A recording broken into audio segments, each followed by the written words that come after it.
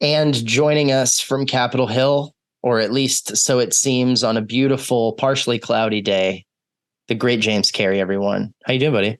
Hey, Rob, I'm doing well. Thanks for having me on. I am very excited to catch up with you, dude. I have not talked to you in a very long minute. Yeah, me too. I was glad to get the opportunity. Yeah, it's fun, dude, to catch up when it's been a minute. Always try to give context. You are not a stranger to me, young man. You are not at all. We were at school around the same time. We're a little bit farther apart in age just because I was at school later. But how old are you right now? 31. 31. There you go.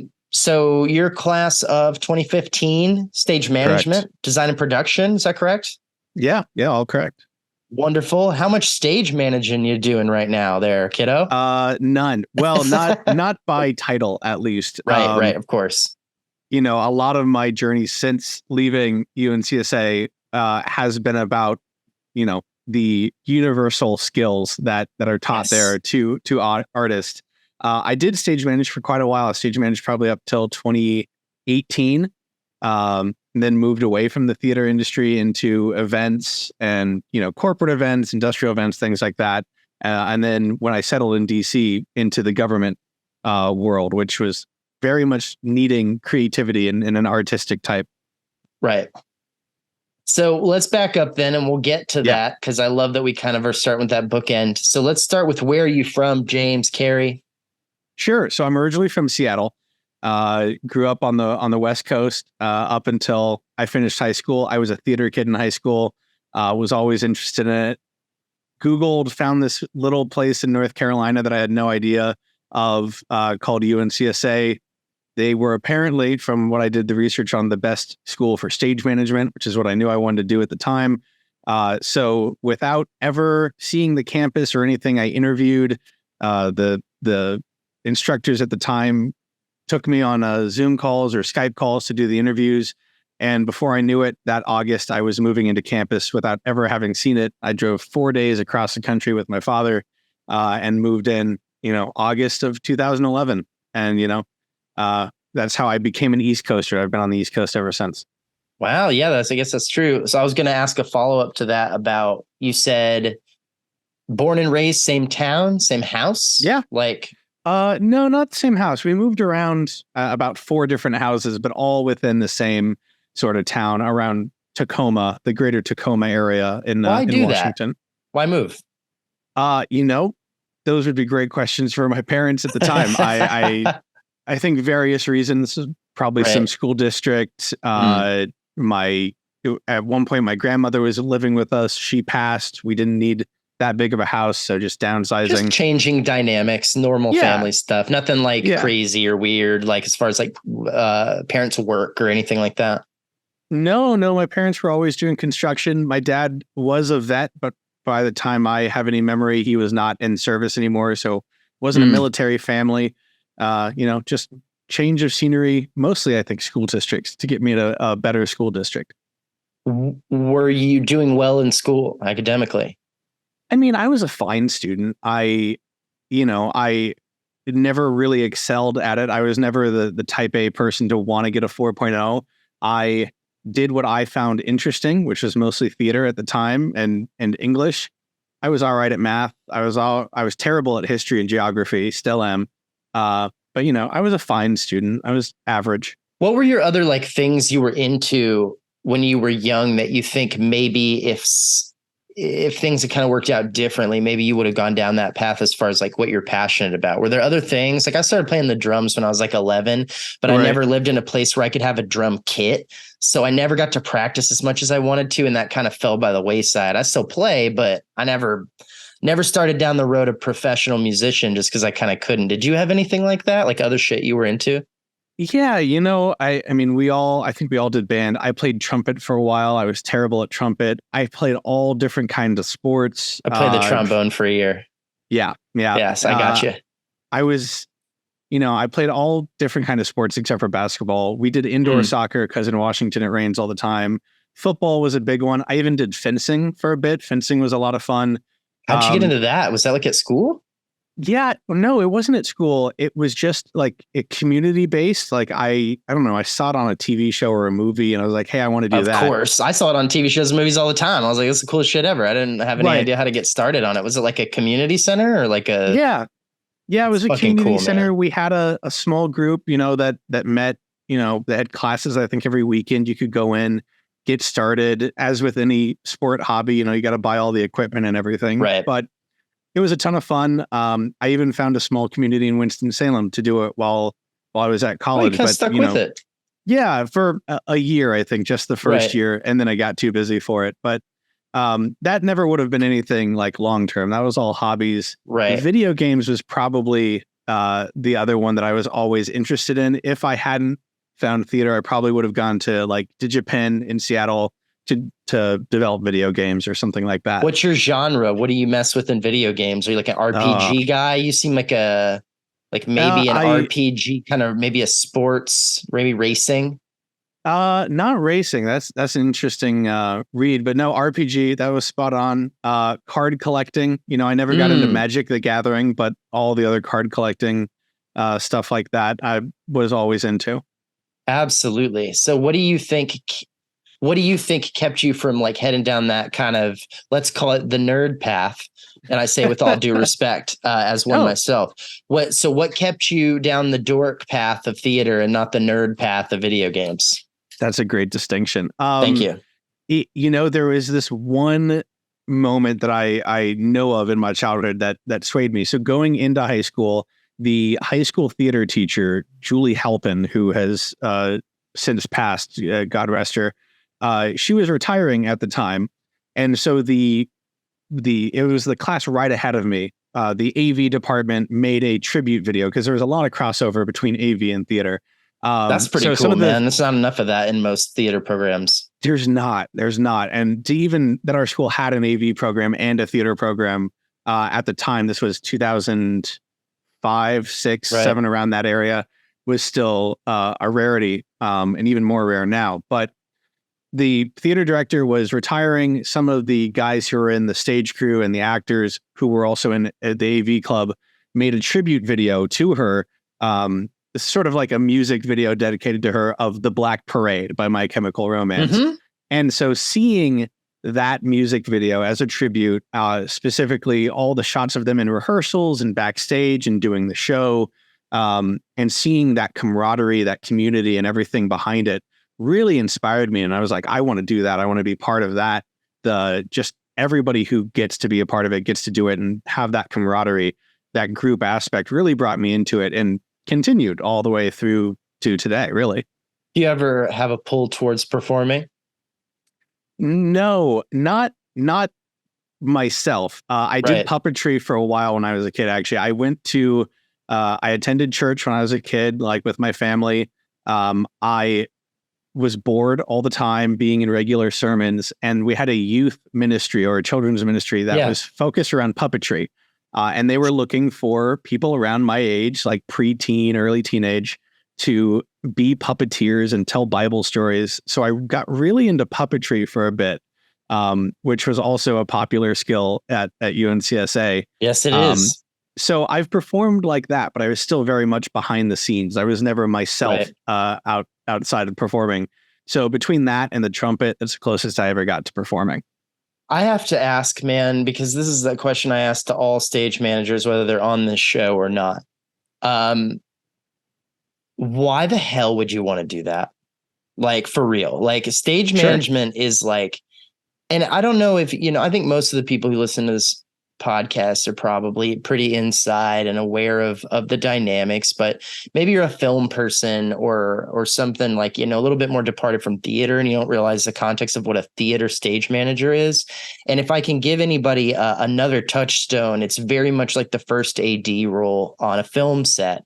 It is one of the most emotionally, mentally, physically taxing jobs in the performance business, in the entertainment industry. And it is also, I would argue, one of the most thankless jobs in the industry, in that The people who are really, really built into the stuff, producers, directors, may recognize your talent and be like, oh my God, we got to get them because they're the best stage manager. But not a lot of people are walking out of the theater being like, man, James really managed the shit out of this show. That was my favorite part of the musical tonight. So my question is like, what pushes you at a young age to do all that work for so little recognition and period? A little bit of indecisiveness, a little bit of wanting to do it all. So, even though we had a high school the theater department, a lot of people were trying out to be in the shows. They wanted to sing, they wanted to dance. There was a small subsection of people who were like, yeah, I want to be in stagecraft. I want to do the technical aspects of it. And I was one of them, of course, but I could never decide what I wanted to do. I was in the shop a little bit, building the scenery. I was out hanging the lights. I was doing some sound. I was at that time not sewing or anything, but helping put together costumes and props and all that. And I never quite settled on one specific department. I was definitely a jack of all trades. And so when figuring out making that move from high school into college and from their career, I figured out being a stage manager let me do a little bit of all of those things. I wasn't ever in charge of it, but I knew how to speak the language. And that included also performing, because I had some performance aspect of, being a puppeteer or knowing what that performance is, but mainly wanting to be part of everything, wanting to be part of the creative vision, wanting to be part of that actor's process, even though I didn't have that talent or that desire. But a little bit of being that jack of all trades, but also wanting to enable those performances to happen.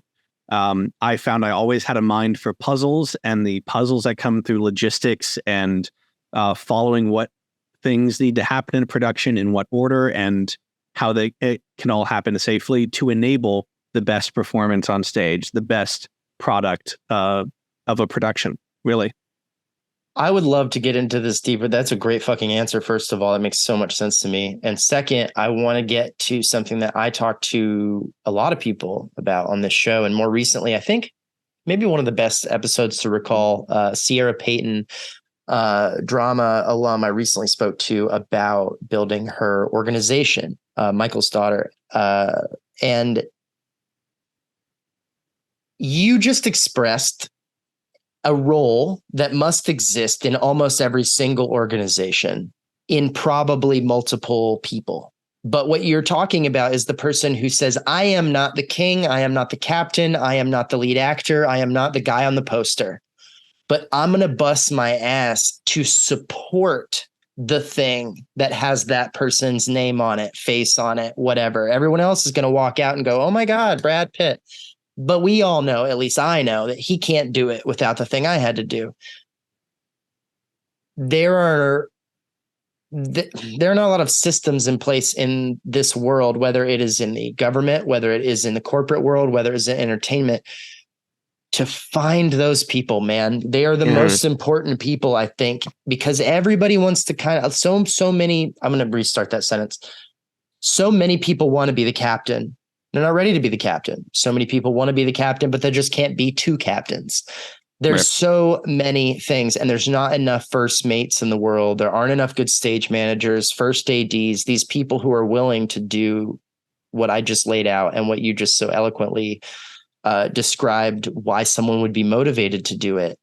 What are your thoughts as someone who has clearly found out very young that that's kind of your role in these different places, is to be there in support of these other things, even if it's at a very high level, if it's at number 2, but there is that aversion to like, well, I don't need to steer the boat. I'm happy to be there in service of this bigger thing. Where do you think that comes from in yourself? And then also, how do you see those dynamics playing out as you've transitioned from the entertainment world and you've gone more into the government side of things? Like that dynamic of people kind of fighting to figure out leadership and stuff like that. Well, what are your thoughts on that? Sure. As to where it comes from, I don't know where it comes from inside. It is a point of self-discovery when you say, okay, I don't need the the fame. I don't need to be, name in lights. I just want to be part of it. You sound And like a good Christian boy, honestly, because that's I kind. No, I'm was. not. Those are the values. It was, and that was very much a part of me growing up was, Right. more organized religion. I've since, departed from the Sure, me organized too. part of But I it. feel you know what I mean? Like that Yeah, essence of like, we're in service of something. It's very big if you're taking those lessons the right way. yeah, it definitely is. But I do also think it's part of a perception problem. Those on the outside of the entertainment industry see that hierarchy of being like, oh, there's the star and then there's the director. There's these names on top of the poster. They don't see all of the, countless names that go behind it, especially if I'm using a movie analogy here, if they're leaving the theater by the time some of those names are shown. But Marvel got us to watch him, even if we're not reading it. At least it's we're true. sitting there. I always did because of my friends in film school and looking for You're names. a sweet boy. But Marvel gave me a reward for it. That's Right. for Yeah. sure. Yeah. They paid you back. Um, but on the inside of the industry, we know that none of it can happen without Right. all the names behind it. We know that there is no hierarchy to it. It's all a team project. And that's always what I wanted to do. I wanted to be part of it, but I knew looking at myself that especially in high school, I was not confident enough and I had none of the skills to be on the stage. I didn't want to do that. I was always more comfortable behind the scenes. I knew that I had a knack for putting the logistics together, for keeping things organized and for making it happen. And I got to be a part of it still. I still got to be part of that group. And I really enjoyed doing that. And you're right, that has stayed with me throughout all of my career. Since I left the theater industry, moved into corporate events, I was doing, big things with big companies. I worked with Apple at Apple Park in San Jose. Another big thing, product launches where, of course, Tim Cook is the one standing on stage. Apple, the product, is the one in the headlight. But there are so many things, so many people behind the scenes that make it happen that, we're just happy to be part of it. We're happy to be there and making it happen. Do you find that's then, the vibe in most of those situations, that everyone's happy to be in service of it? They don't want to be Tim Cook? everyone that I worked with, I can't say I worked with everyone up the chain, but, everyone finds their place. They're happy to be doing what they're doing. And it's all in service of the product, of the project, whatever that is. Right. And that's when I took stage management and turned it into project management, because even though we're used to an audience and a stage and a performance, those aspects can be interchanged throughout any industry to be just for a project. But yeah, as I got into the events world, industrial events, corporate events, people know their hierarchy, and people know in that setting, there is a CEO, there is a president, there is someone of that company who is going to be the figurehead. And you do your job, you get it done, and you're part of the team that made it happen. Does it seem like again, in those settings, like there's a lot of people who are hungry for climbing that ladder, or more like more people seem to have found their spot on the ladder and are like, I'm going to be the best at this? Yeah, there's always those personalities. There's always the people that are climbing the corporate ladder. They're fighting for their own recognition. Even if they can't be, the person at the top of the food chain, they want to be as best as they can, and they get there. There are others like myself, like most of the people that I work with, who know their niche. They know what they are good at. And sometimes that is in support of everyone else and being part of it. So yeah, it really depends on the personality type. And that comes from a lot of internal reflection and self-discovery, and, part of what you do in college and in high school, and just through education and through experience. Well, and hopefully you're honest with yourself, right? I think that's the thing that I find. People don't always spend enough time being honest with themselves about what they don't know. For example, Yeah. like I got hired for a job once because they asked me what my dream job in TV was. And I told them, well, when I was 15, I wanted to be a showrunner because I thought that sounded cool. But to this day, I'm like, I don't fucking know what that means. Like, I Right. wish I knew what it meant and I could answer you, but I was like, I don't know what my dream job is because I haven't had enough jobs in television to tell you which one I like the best. And I think it's naive of me to tell you I'd love to have a job that I've never even watched anyone do.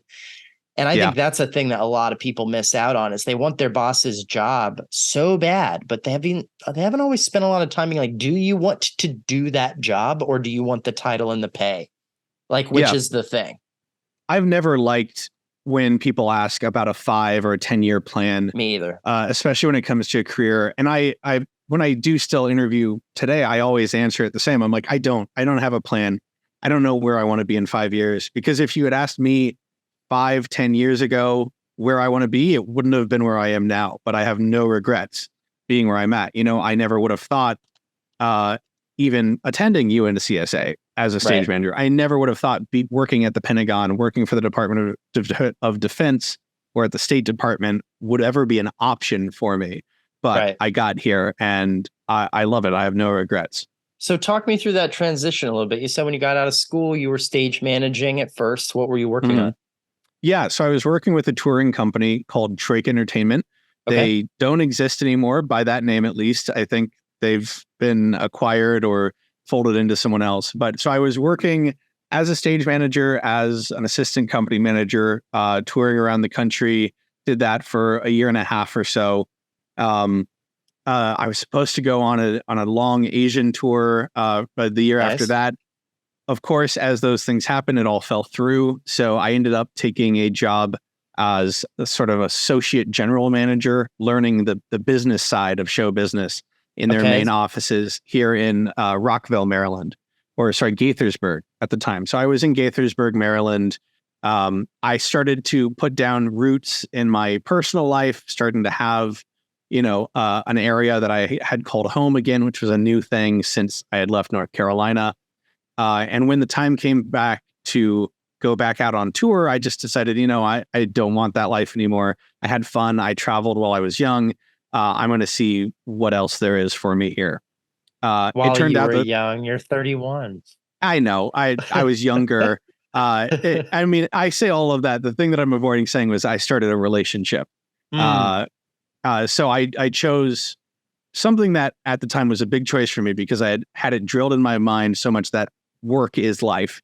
Right. I chose in that moment to have a personal life and to have a relationship where I'm not traveling all the time rather than putting work first. So what that was was a choice big, like for you, if you don't mind me asking, as far as like the conversations you had and like what went into you making that decision? That is, I think, something we often face as artists all the time, which is like we're kind of taught like, don't give it up for the girl, don't give it up for the boy, don't do the, that's kind of like almost a faux pas. And it sounds like that's the choice you made and you're incredibly happy with it. So like what went into that?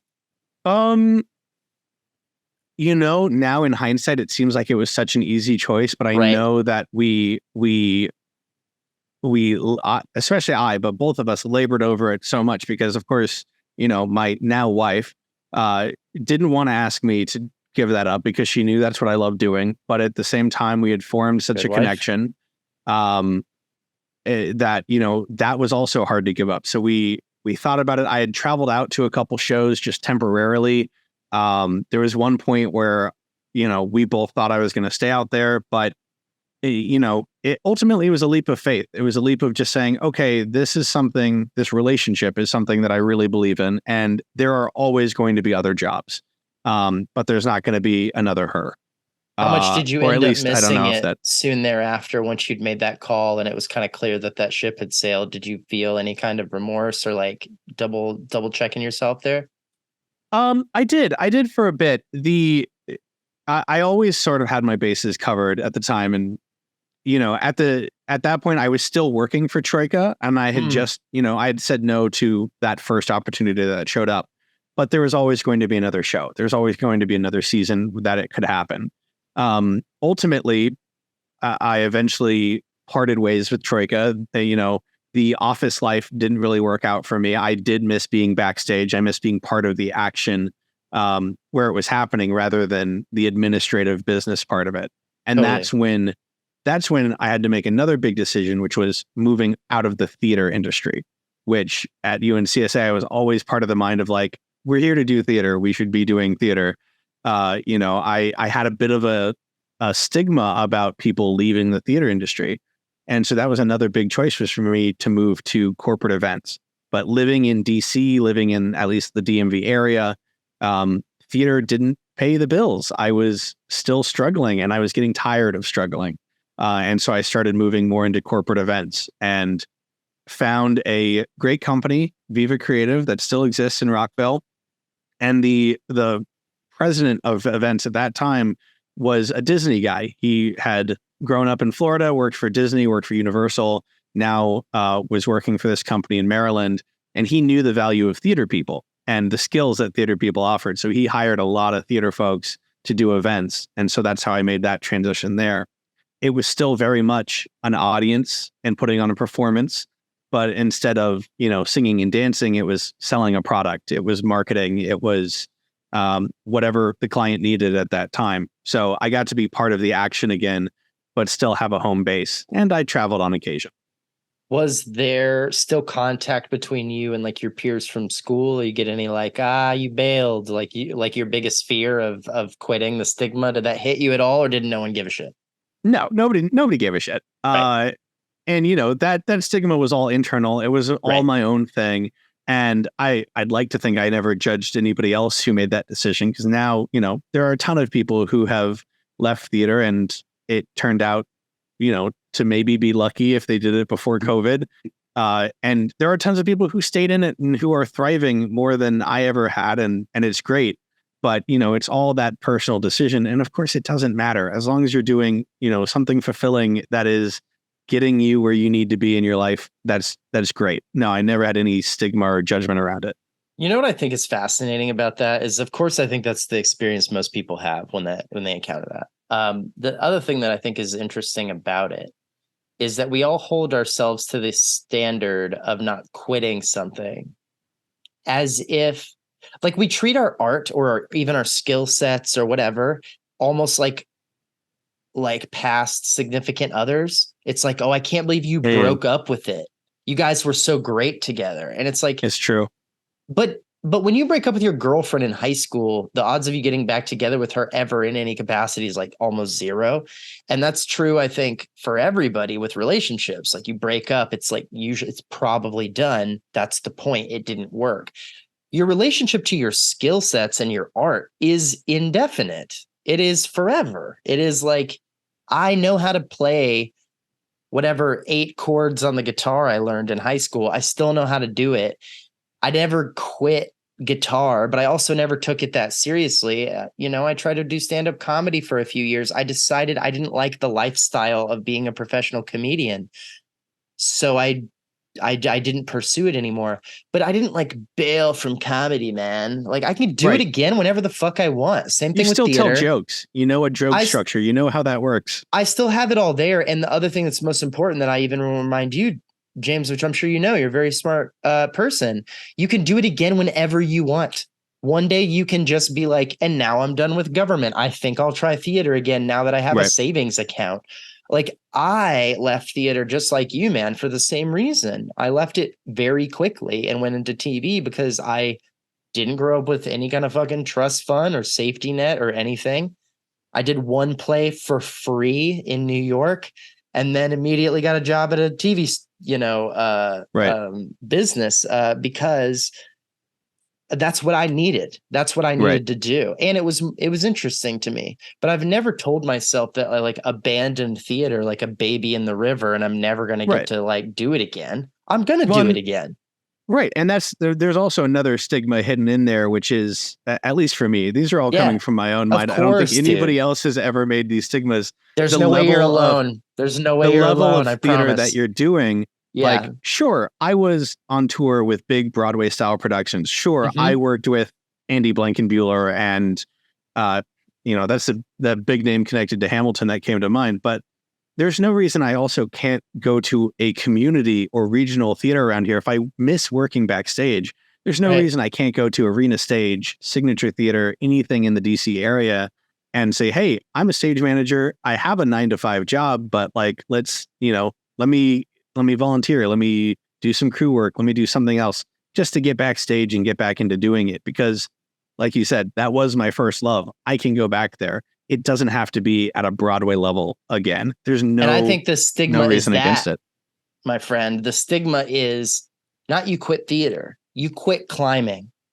Yeah. That's the thing that we all think people are going to judge us for, that we judge ourselves for, that we carry shame about, is like, at one point in my life, I was standing at the bottom of this mountain that was stage management or acting or comedy or whatever. And I went, I'm going to climb up that. And then at some point halfway, after I've become a really fucking good climber, because I got halfway up this mountain, let's keep that in mind. Right. I decided I don't care as much about the thing that's up there as I did 4 years ago or 10 years ago or 20 years ago when I started climbing this shit. And it's no longer interesting to me. And that's the thing that you're not allowed to do. You have to keep caring about it the way you did when you were 12, or you're a fucking quitter or a loser or whatever. That's so stupid. That's like the dumbest thing. Like, that's the same thing of like, I can't believe you broke up with your high school girlfriend, man. Like, what are the odds you're going to be compatible with that person?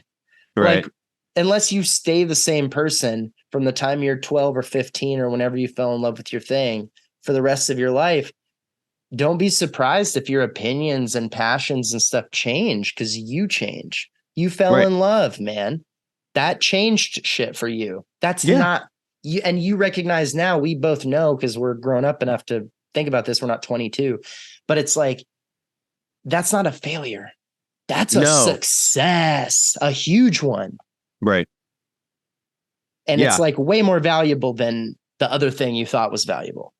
Right. And that's so true. And I mean, those, those mountaintops, to use your analogy, they change too. Those industries change. There are things that were once achievable that just frankly don't exist anymore. Right. They're not viable. They don't exist like they once did, and that's, I think a lot of people do that when they think of Broadway or Hollywood. They think of those industries of the 50s, of the 60s, of the golden even of the era, 90s. Even of the 90s. And those places don't exist anymore. Right. Not really. You're not going to get, I was listening to, I think it was Rob Lowe talk about something on a podcast about how when he was very young, like one of the first things he got, like before Outsiders, like before everything else, was one of the earliest things he got was a pretty sizable recurring role on a TV show that was on like NBC or ABC or something, one of the channels. Yeah. And he was like, we got canceled because we didn't have enough viewers, and we only had, I can't remember, I'm going to pull the number out of my ass, but it was something like, we only got 18 million. Only. So they canceled us because we couldn't keep up with Cheers and MASH and whatever the fuck was on that was getting like 70 million viewers or something. And so the fucking premiere of the last season of Game of Thrones is not getting above 12 million. Like the best, biggest thing on TV now couldn't compete with the audience Rob Lowe had when he got canceled. To your point of that thing is different. And to not acknowledge that what's changing on the mountain, and also how you feel about the mountain and everything, and to not reassess constantly, that's the big tragedy. That's the thing that maybe judge yourself a little bit on, and just enough to get you back on track of asking questions of like, do I give a shit about this anymore? Is this healthy for me? You've got to keep your goals in check of that. Hey, is this goal still what I set out to find, or is it different? Does it not exist anymore? Or like you said, have my opinions about it changed? Do I really want that still? To blindly follow that goal just because you feel like you have to, or feel like quitting would be some sort of failure, that's the real mistake. Absolutely. How do you go from corporate to government? How does that shift? I can imagine the two living together. I voted for Bernie twice, so I get it. But like, how did you go from one to the other? Sure. Yeah. I mean, you live in DC because it is all around. It's always happening. Other, you can't do events in DC without eventually getting on a fundraiser or some sort of conference or something that is politically charged. Of course. The biggest step there, which I totally lucked into, is getting some sort of secret clearance. And because that is the big key that unlocks the door for the government. And once What the I was fuck able does to that do mean, that, James? it means that the government has decided you are trustworthy enough to know some secrets. And getting that secret clearance, of course, there are different levels of it, but getting at least at the base level, you can start applying to jobs, because it's one of those things where somebody has to sponsor you to get it, because it costs a lot of money. So some company has to sponsor you to get it. But of course, all of those companies want to hire somebody who already has it, so they don't have to spend that money. So it's really a lot of job hunting and knowing the right people in the area to get someone to sponsor you for it. And then once you have it and your foot's in the door, it opens up a lot more job opportunities where you can be hired. How much does it cost that company to sponsor you? I don't know an actual number, but we're talking probably 5 digits, 4 or 5 digits. Goodness gracious. Yeah. So it really is like any other business, right? expensive. It's like there's not every other business, but there's so many businesses where there's this like very expensive barrier to entry, even if it's not a degree or a certificate. It's something, man. It's always something. It's always something. And this one has the unique difficulty of like, you can't get it through school, or well, most of the time. I don't know if that's fully true, but you can't go to a night school program to get a certificate to get it. Right. It really, for me, was knowing somebody, because I didn't have poli-sci skills, because I wasn't from law school, because I wasn't what the government is normally looking for in somebody. I sort of had to look into it and know somebody who was looking for that. You also have to put in the work and grind it. Yeah. You know about that app, right? It's the dating app where it's like someone else who's a big deal has to tell them you're a big deal, and you have to get 3 people or something.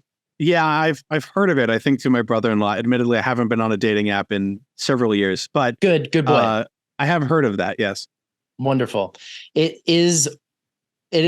First of all, it sounds like the same people probably are on both those things. There's a huge crossover in the area. Yeah. I have no doubt in my mind. So how long then have you been a state boy? How long have you been doing the work for them? Have you been exclusively with the government for like a while now? For a few years, yeah. So I was doing corporate events 2018 up until 2021. So through the pandemic. So there was a big change in, of course, corporate events. Once the pandemic hit, we couldn't do anything in person. Yeah. So, taking those skills and moving them virtual was a big thing. But once things started to recover, and during the pandemic, I kept doing the grind of looking for these different jobs where my skill set would be valuable, but also, I could get my foot in. And I happened to find it doing events. First, I worked for the Department of Defense. I worked at the Pentagon.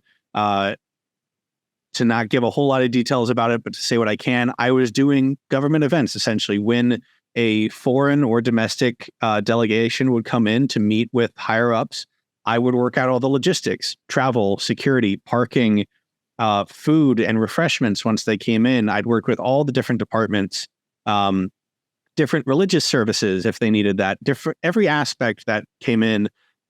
For these high-level VIPs, I needed to think about, my office needed to arrange and have set before they came in. So very much thinking about the experience that they were having. They were no longer in a proscenium. This was much more interactive, much more like Sleep No More in New York, where they were coming into our building, but I needed to make sure that their experience from the moment they set foot on the reservation, even in the parking lot, their experience was up to snuff with what they expected and fit protocol, which is the special government rules for how people should be treated according to their rank or their their stature within the government or their government. So all of these different logistical hoops that I had to jump through, which I was an expert at because I was a stage manager. Right. Were you at all like a government or politics nerd before you started working in DC? Were you like someone who followed elections and stuff like that?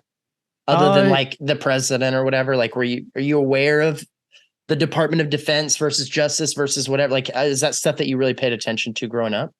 Not at all. No, not at all. So you've been on a crash course for a few years of learning the real ins and outs. Got it. Absolutely. And working with the Department of Defense in particular is hard because it's military based. And Right. while my dad was a veteran, it was way before my time. So I had to learn the alphabet soup of all the different acronyms that the military had. I had, cheat sheets printed on the side of my cubicle at the time of what the different ranks meant for each different branch of the military, right, and who was above whom and how to address them. I had books of protocol all earmarked with different aspects of, how do you address someone? How do you write to them in a formal setting? Where do they sit at a table as, in relation to someone else, the host versus the guest and the VIPs? There's a lot of that I had to learn very quickly that I didn't have to in theater because, even the director, we just say, hey, Rob, how's it going? Yeah. Have a seat. There's your water. Right. There might be coffee later. We'll let you know. Right. You might say, Mr. Cruz, to your dressing room, please, or come on stage. But, to talk to General Milley and know how to address him, is a whole different thing. Do you have a lot of that or most of that decorum kind of memorized at this point? Or are you still a cheat sheet fella in some of those categories? Oh, I'm still definitely a cheat sheet fella, especially when it comes to identifying the rank symbols and, different uniforms.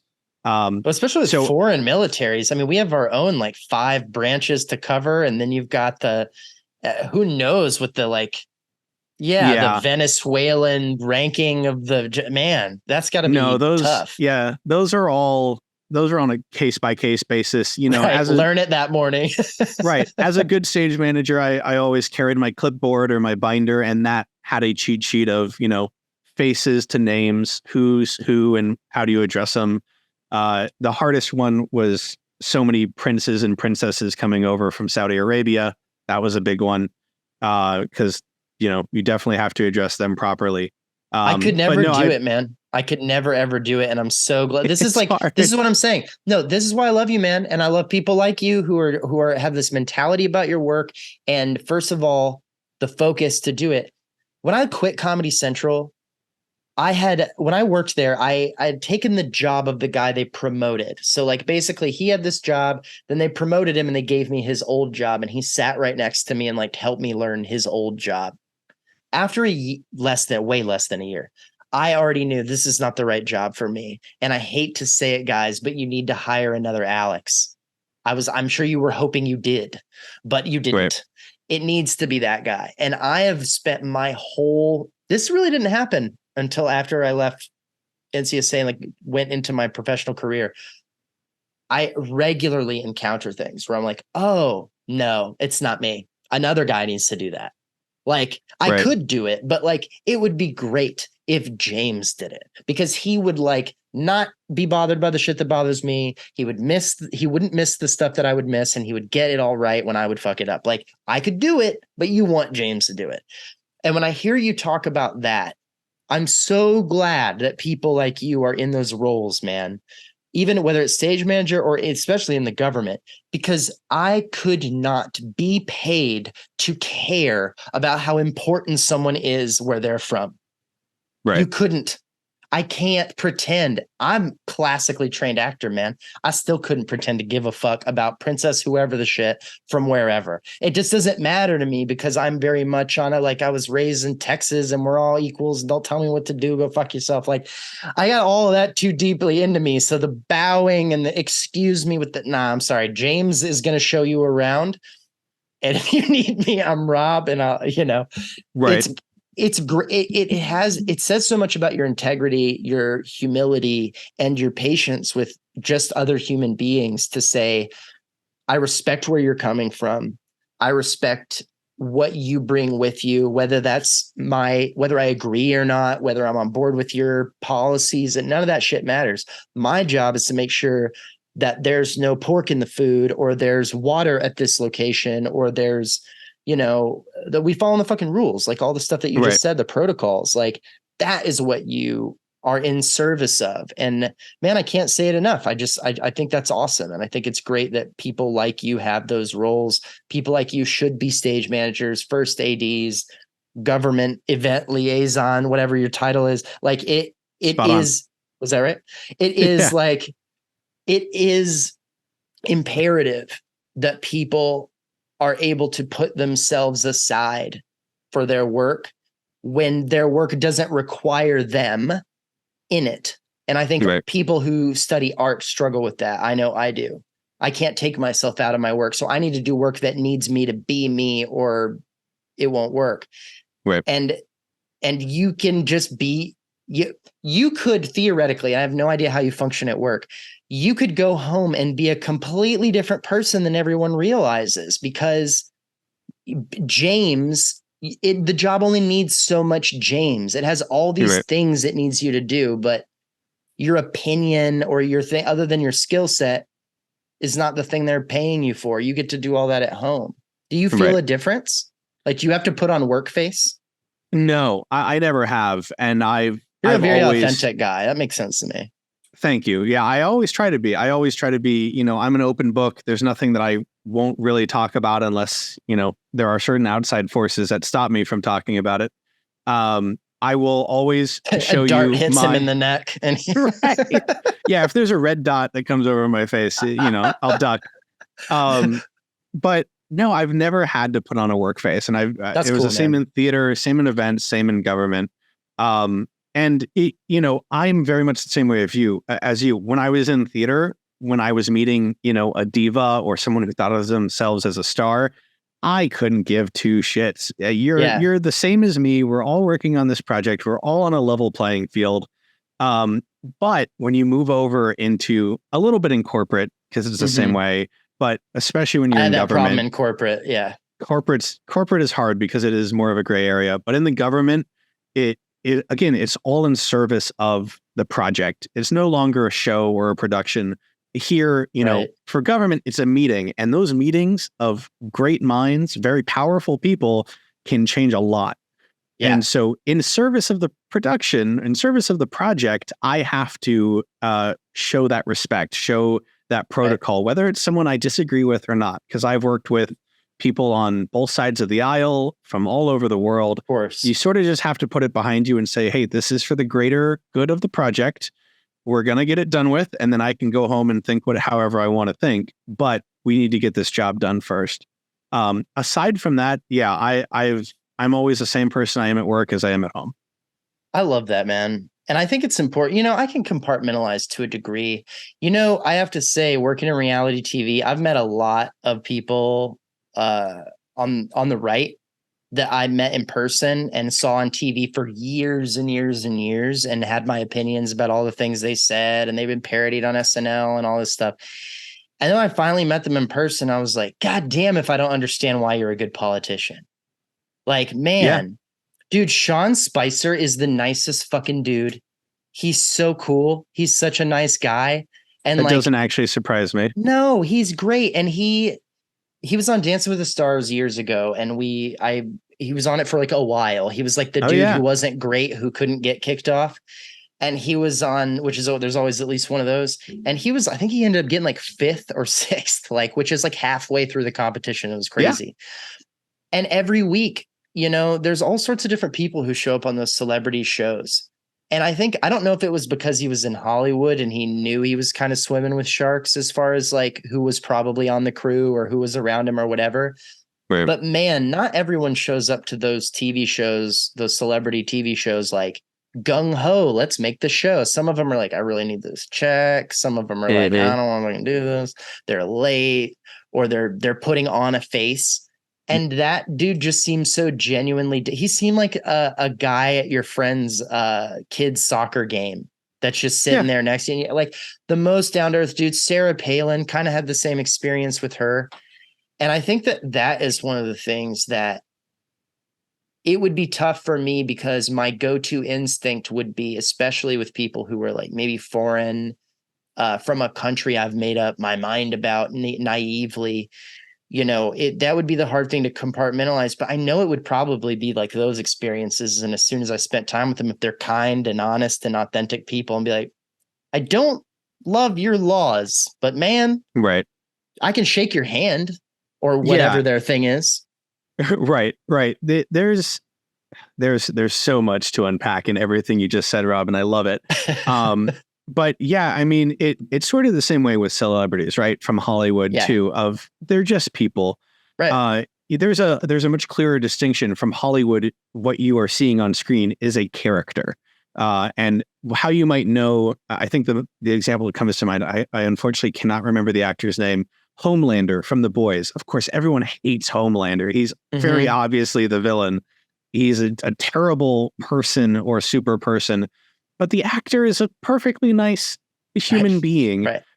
And that's definitely a character, and some people have trouble distinguishing those characters from Hollywood productions for their in-person, actor humans. It, Right. it happens the same way in politics. It's not Right. a character per se, but it's definitely a caricature of who that human might be that, you see on TV, that you are shown that they put on that persona because they know that there are cameras in front of them.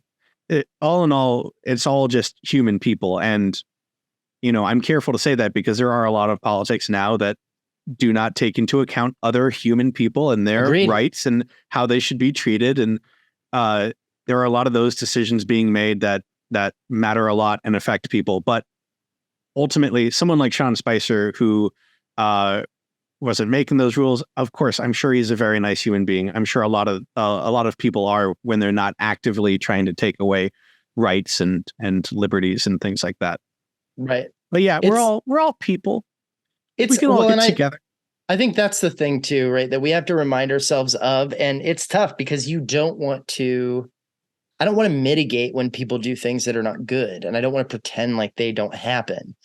But Right. I think there was a time, I think it was Newt Gingrich in the 90s who like kind of famously was he was the leader of the House of Representatives after Clinton got reelected.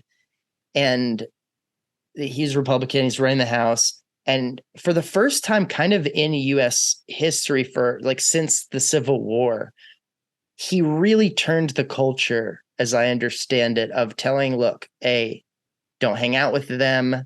Don't go across the aisle. Don't go to the friend. Don't go to the baby shower. Don't get beers. We're on this. We have to stick together. And they're the people in the way of what we're trying to accomplish. So keep Right. that in mind. And that's not how it was. And people forget that in the era No. of that we're living in now. There was a time, whether you like it or not. And yes, they were mostly all white men. That is true. But they went to work in Congress, in the government, on both sides. And at Mhm. 5 o'clock or whatever it was, they were people and they Right. treated each other with respect and dignity and understood that, look, we may not agree, but we both have to go home and feed our kids and all this kind of stuff. Right. That really used to be a lot more prevalent in our government and less adversarial. And I think that is the thing that I'm always trying to find.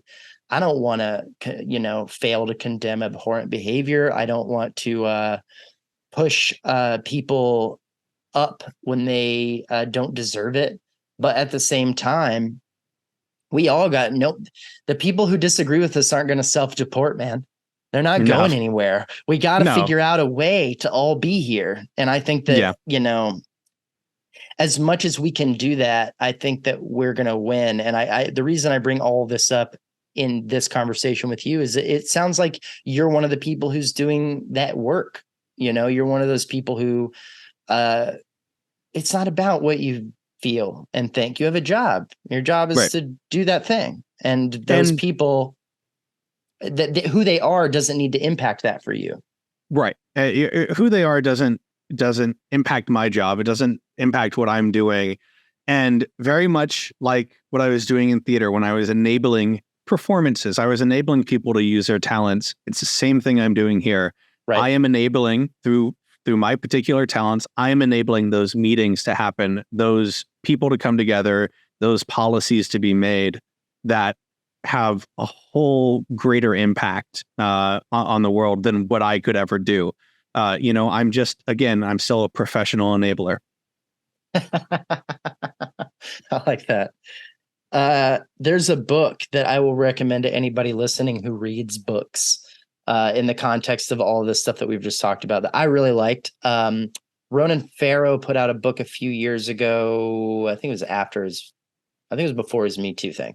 So, but it was War on Peace.